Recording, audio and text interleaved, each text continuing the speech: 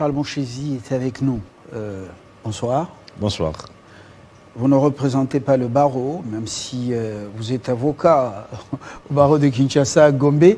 Matete plutôt, mais vous êtes juriste et analyste politique. Sous cette dernière casquette, on vous reçoit pour parler de cette opposition qui prend davantage, qui commence à recevoir davantage des membres.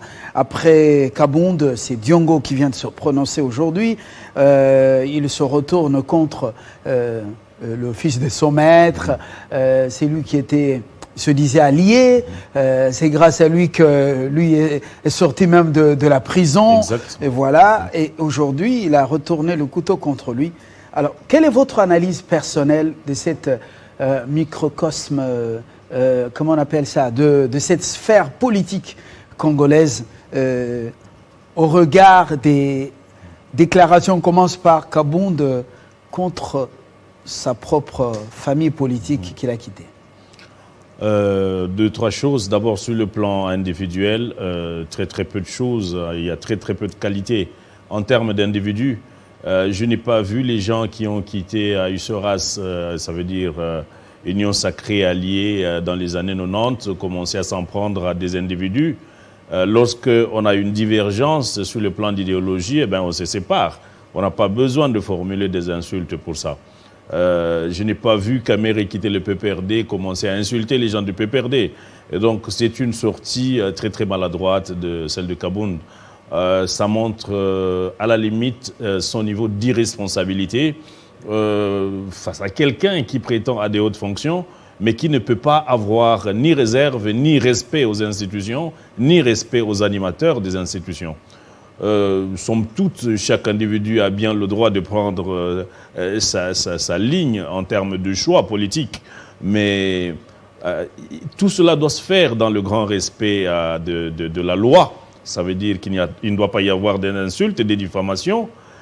Tout cela doit se faire aussi dans le respect des principes et des mœurs qui régissent notre pays. Est-ce qu'il est dans cette classe politique, avec des hommes que vous connaissez, est-ce que ça demandait, par exemple, que Lambert Mende puisse, au nom de l'africanité, au nom de mœurs, au nom de la tradition bantoue, de recadrer Kabound, par exemple?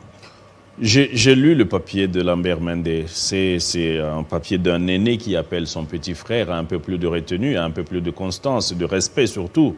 Un peu plus de sens de responsabilité pour quelqu'un qui a déjà occupé d'aussi hautes fonctions et qui prétend à d'autres.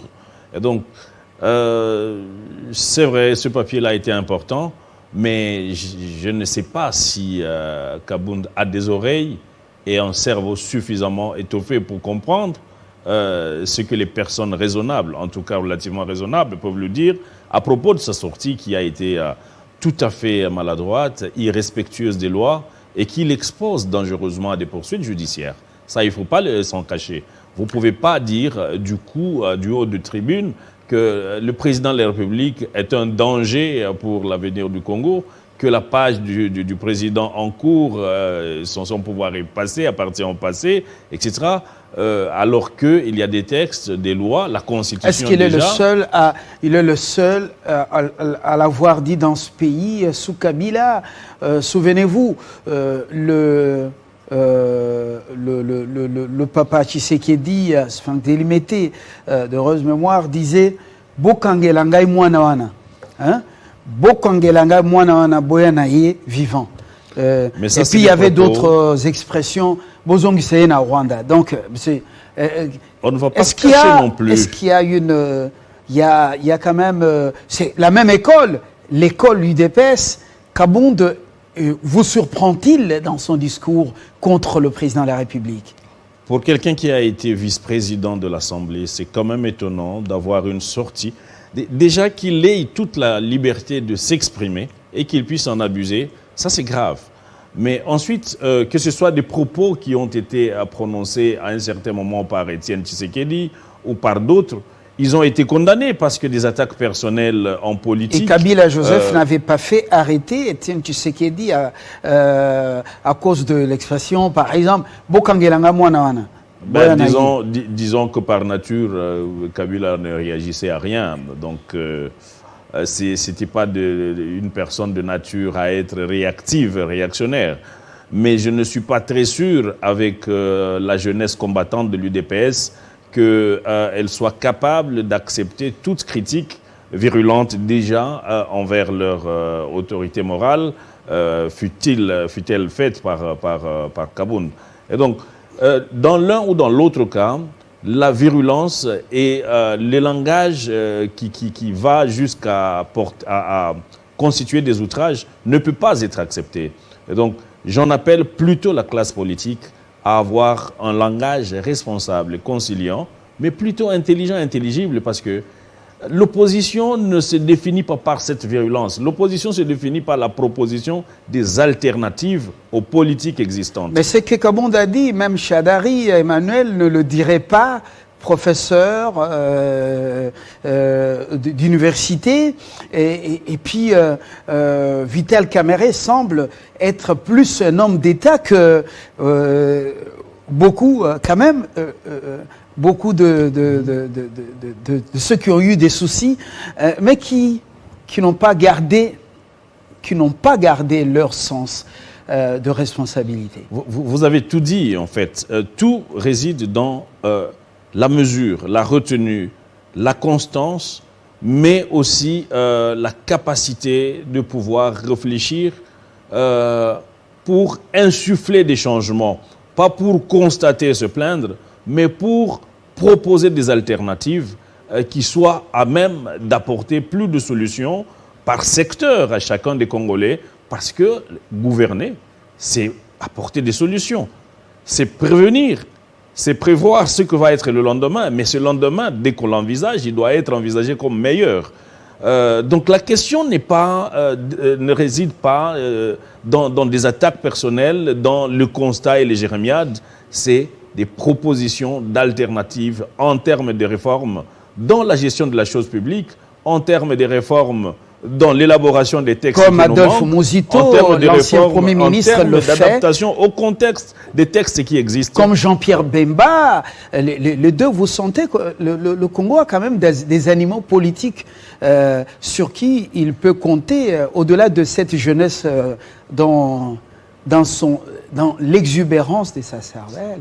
Malheureusement, voyant ce qu'est devenu Bemba, parce qu'affaibli dans sa capacité politique par une condamnation au niveau international, Muzito qui se présente plutôt comme bon, je ne le vois pas devenir président de la République.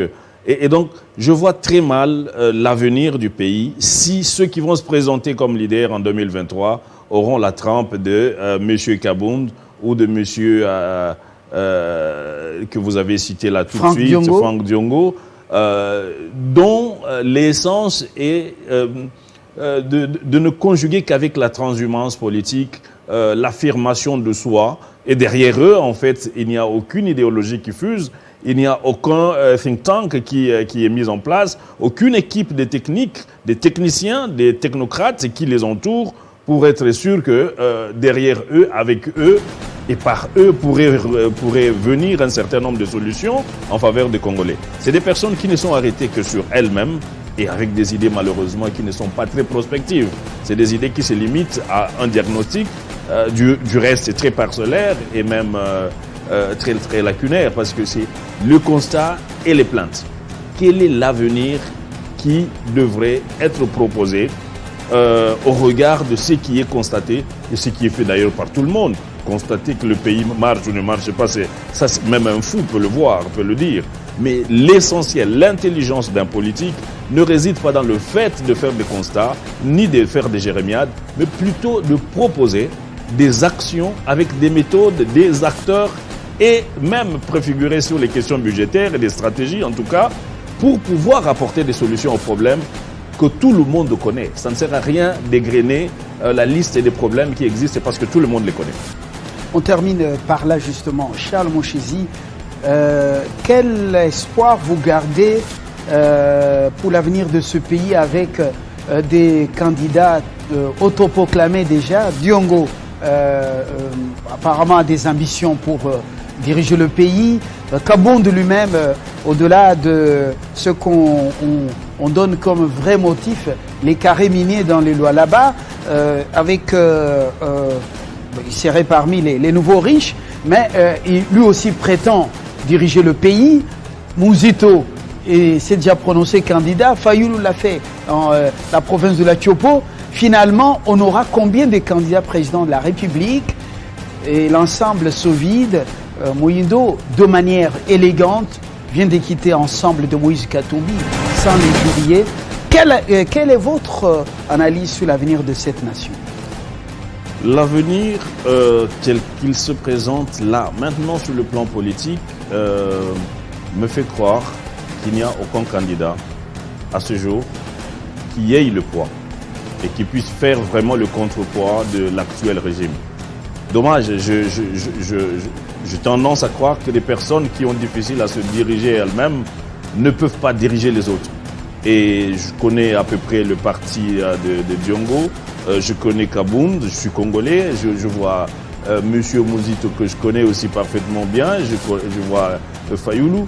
C'est des personnes qui affichent un niveau de leadership très très faible et même déjà de moralité avec surtout ceux qui sont passés au pouvoir et dont on connaît le niveau de détournement et des mauvaises gouvernances qu'ils ont laissé, dans lequel ils ont baigné et qu'ils ont laissé par derrière eux et qui continuent à endeuiller le pays, en tout cas, sur les questions de finances, sur les questions d'engagement des pléthores de fonctionnaires de l'État qui ne sont pas payés, sur le plan... Et c'est énormément d'actes de malgouvernance qui ne nous permettent absolument pas de croire en un avenir avec eux. Charles Monchesi Mougaga, je vous remercie. Je rappelle que vous êtes analyste politique, juriste. C'est votre formation justement fondamentale. Merci d'avoir partagé avec nous de manière très sincère votre analyse de la situation. Vous avez pesé chacun de ces acteurs. Selon vous, la balance, en fait, sont des poids légers. Vous déplorez l'éthique. Et même déjà l'envergure d'individus qui se présentent et qui n'ont pas une formation suffisante, qui n'affichent pas suffisamment d'engagement en faveur du professionnalisme et dont on ne connaît aucun parcours élogieux d'ailleurs. Merci, le journal. Et après, sur Télé 50, portez-vous très bien.